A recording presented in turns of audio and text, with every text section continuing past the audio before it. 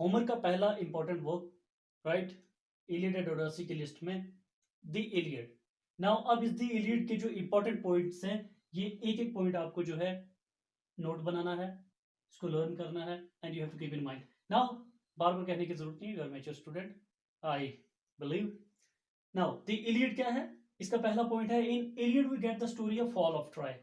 किसकी स्टोरी इसमें मिलती है जो द इलियड में? Fall of Troy. Okay, brief मैंने समराइज किया है इसको कि होता क्या है एक्चुअली इस द इलियड में, राइट। तो फॉल ऑफ ट्रॉय, ट्रॉय क्या है? एक शहर, और वो पूरा शहर जो है तबाह हो जाता है, राइट, उसका फॉल हो जाता है, तो उसके बारे में स्टोरी है। अब इसमें और इंपॉर्टेंट कैरेक्टर जो है उनको हमें दिमाग में रखना बहुत जरूरी है, right. One of the major characters is Leda. Leda कौन है? Leda is the mother of Helen. Okay, so story किस तरह से लिखी गई है कि उसका जो है she was raped by Zeus. Zeus एक ग्रीक गॉड है, उसके जरिए उसको जो है लीडा का जो है तो अब क्या है, थर्ड पॉइंट क्या है, with Helen a curse was attach. Helen कौन है? लीडा की बेटी है। अब इस हेलन के साथ क्या कर्स अटैच है? That she would bring downfall, कि वो डाउनफॉल लाएगी। ये कर्स किसके साथ अटैच है? हेलन के साथ, right, remember this. And Leda कौन है? हेलन की मदर। एंड हेलन जब यू नो कर्स तो अटैच है, लेकिन जब बड़ी हुई उसके बाद शादी होती है किसके साथ? हेलन की मेनेलूस के साथ। Okay, remember this particular name as well. तो हेलन की शादी किससे होती है? मेनेलूस से। अब और उसके बाद कहाँ रहने लग जाती हैं? वही एथेंस में। एथेंस सेटिंग दी है, कौन से शहर की सेटिंग दी है इस इलियड में? एथेंस की। कौन सी सिटी की? एथेंस। एथेंस कौन सी हुई? ग्रीस की कैपिटल, राइट। अब क्या है, एगमेमनॉन इज द ब्रदर ऑफ मेनेलूस। अब मेनेलूस का भाई कौन है? एगमेमनॉन। ये दोनों आपस में भाई है, you have to keep in mind.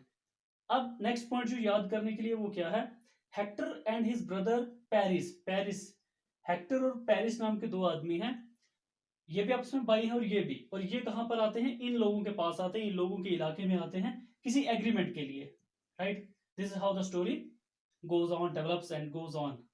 तो यहां पर क्या होता है, जो पेरिस है ना, he fell in love with Helen. Helen कौन है? मेनेलूस की बीवी, और उसको उससे, पेरिस को उससे प्यार हो जाता है, राइट।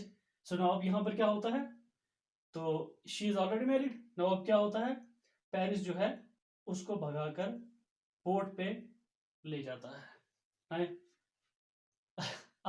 अब क्या है, अब ये स्टोरी इस तरह से डेवलप होती है। अब क्या है, इन लोगों के ऑनर की बात आ गई, ऑफ कोर्स इनको हेलन को वापस भी लाना है, राइट। तो अब क्या होगा, झगड़ा होगा इनके बीच में। तो अब क्या होगा, एक और कैरेक्टर है जो बहुत ही वॉरियर टाइप का कैरेक्टर बताया है, ब्रेव, वो है एक्िलीज।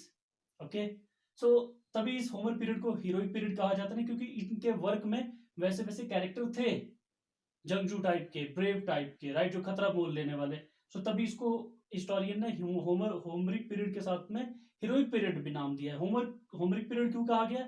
क्योंकि Homer was the prominent point of that particular time, right. So now अब क्या है, एक्िलीज क्या है, वो भी लड़ता है। और एक्िलीज के बारे में एक और याद रखें, may be question could be asked कि हु ट्रेंड एक्िलीज फॉर वॉर, कि एक्िलीज को जंग के लिए किसने ट्रेन किया था, राइट। तो उनका नाम है क्या? एक किंग थे इथाका के। सो उनका बताया गया है कि एक्िलीज को कौन ट्रेन करता है जंगजू, एक पूरा बराबर जंगजू बनाने के लिए? यूलेसिस। ओके, उनका नाम क्या है? Ulysses. Ulysses, a king of Ithaca, trend him for war, right. अब क्या है, ट्रॉय गेट डिस्ट्रॉयड। और फाइनली जब हमारी स्टोरी जो है, झगड़ा वगैरह सब, लड़ाई वगैरह सब हो जाती है, तो ट्रॉय पूरा शहर जो है तबाह हो जाता है। तो वो जो कर्स जुड़ा था ना हेलन के साथ कि शी वुड ब्रिंग डाउनफॉल, तो देख रहे हो ना कैसे डाउनफॉल आया। और जब ट्रॉय के शहर में लेकर गया उसको कौन? Paris.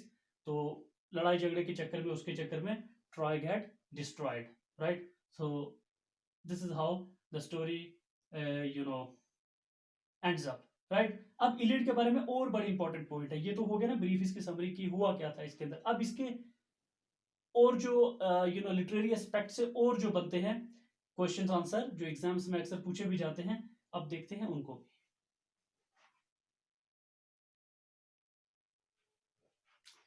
Now the next point sir, कि 11th पॉइंट क्या है, it is refer to as songs of Ilion और Ilion, right. So sometimes question could be asked, which of the Homer's work is referred to as songs of Ilion? And your answer should be the Iliad. किसको songs of Ilion are Ilion or Ilion, ILION or ILLION, किस work को कहा जाता है? Homer के किस work को? Iliad को कहा जाता है, right. Next point is, it is an ancient Greek epic written in dactylic hexameter. अब लिखने का तरीका क्या है, इसको किस मीटर में लिखा गया है? Dactyl hexameter, right. ये जो है एक लिखने का एक तरीका जो है, मीटर जो होते हैं ना हमारे पोइट्री वगैरह में भी, सो इसको लिखा गया है डेक्टाइल हेक्सामीटर की फॉर्म में, right. So question could be asked, the Iliad is written in dactyl hexameter or any other meter, right? So your answer should be dactyl hexameter, right? So which of the meter that was used by the Homer for writing the Iliad? It is dactyl hexameter. I am repeating again and again so that this particular word gets sits at the bottom of your head permanently.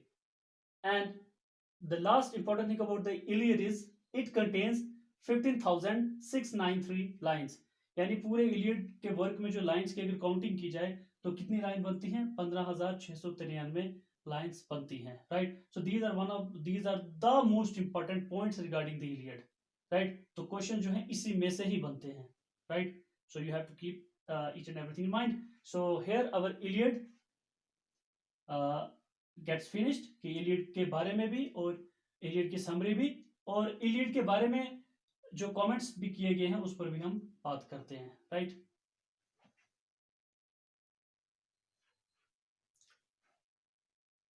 Now जिस तरह से आज कोई video बनती है, कुछ भी होता है, उसके नीचे लोग है कमेंट लाइक लिखते हैं ना, कि ये वर्क कैसा है कैसा नहीं, अपनी अपनी राय सारी देते हैं, राइट। तो उस वक्त में क्या है कि उस वक्त में जब ये जो इलियड था, इस वर्क पर भी प्लेटो ने जो है वो कमेंट किए हैं। अब प्लेटो ने क्या कमेंट किया है? प्लेटो ने जो है उन्होंने अपनी रिपब्लिक में जो उन्होंने वर्क लिखा, उसमें उन्होंने एक चीज लिखी, poets should be banished from an ideal state. और इसमें से डायरेक्ट क्वेश्चन आता है, poet should be banished from an ideal state, who said? नीचे आएगा प्लेटो, एरिस्टोटल, सोक्रेटिस, डिफरेंट के नाम आएंगे, तो यू मस्ट रिमेंबर कि ये प्लेटो ने कहा है क्या? Poet should be banished from an ideal state. कौन से वर्क में? रिपब्लिक में, राइट। अब उसके बाद अब ये ऐसी चीज उन्होंने क्यों कही? Because Plato taught in an institution. Plato जो है वो एक इंस्टीट्यूशन में पढ़ाते थे, जिस इंस्टीट्यूशन का नाम था एकेडमी, ओके। इंस्टीट्यूशन का नाम ही एकेडमी था। और ये जो वर्क है ना, द इलियड, ये वहां पर प्रिस्क्राइब था, राइट, उसी इंस्टीट्यूशन में जहां प्लेटो पढ़ाते थे। और इसमें प्रॉब्लम क्या थी प्लेटो को? कि इसमें एक कैरेक्टर है एक्किलीज, जो बड़ा ही लस्टी और वॉर मॉन्गर टाइप का होता है, राइट। सो वो कहते थे कि इस तरह का वर्क बच्चों को पढ़ाया जाने से बच्चों की मेंटेलिटी, सोचने समझने की क्षमता और ये सारी चीजों में उनकी मेंटली उनको मेंटेलिटी जो है स्टूडेंट की बदलेगी, और मेंटल स्टूडेंट जो है नेगेटिव वे में जाए, नेगेटिव तरफ जाएंगे, right. So that is why he argued that such kind of work will have a devastating impact upon the mentality of the students. So therefore that is the reason he said so, that poet should be banished from an ideal state, right? I hope ki the concept regarding the Iliad and everything related to it, opinion comments of the major people and major writer of the time is now clear to you.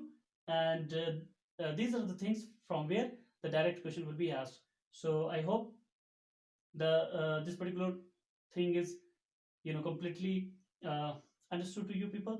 So in the next lecture we will cover the next work, right, the Odyssey. Thank you very much.